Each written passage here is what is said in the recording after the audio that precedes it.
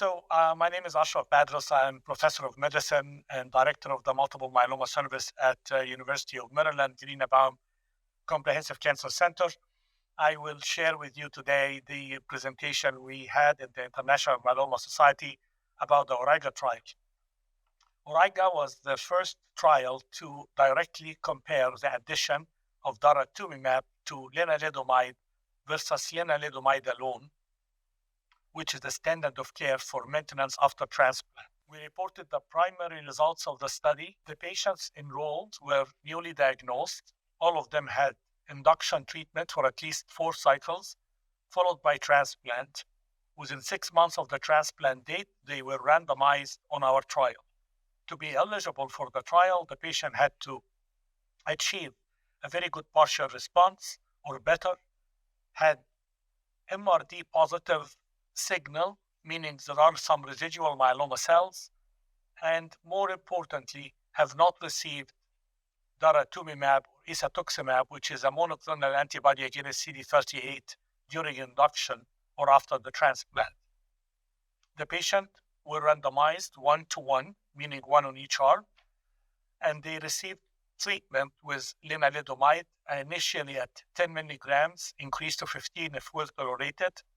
Daratumumab is given in a standard fashion, weekly for 8 weeks, every other week for 2 months, and monthly afterwards, for up to 36 months. The primary endpoint of the study was to assess MRD negativity at 12 months, which was achieved in 50.5% of the patient on the daratumumab lenalidomide arm, and in 18.8% in the patient who received lenalidomide alone. This was a statistically significant difference, indicating deeper responses with the use of daratumumab and lenalidomide. This was checked at 10 to the 5th, which is detecting 1 myeloma cell in 100,000. Median follow-up on the study was 32 months. Median progression-free survival at 30 months was 83% for the daratumumab lenalidomide versus 66% for lenalidomide alone. That translated into 47% reduction in the risk of progression or death for patients on daratumumab and lenalidomide. Also noted during the study duration, the deeper responses. So the patient that achieved an MRD negativity at 12 months, as we continued treatment, MRD negativity rate improved to 60% for the Dara Revlimid arm. And complete responses also deepened. So we noted 75.8% complete response for the Dara lenalidomide arm versus 61% for the lenalidomide arm alone. Like any treatment we give, there are some side effects, but they did not really impair our ability to continue treatment. Most of the patients on the Dara lenalidomide stay on the treatment for 30 months versus 20 months for the lenalidomide arm, and that was translated into more ability to tolerate the doublet treatment with the 2 drugs.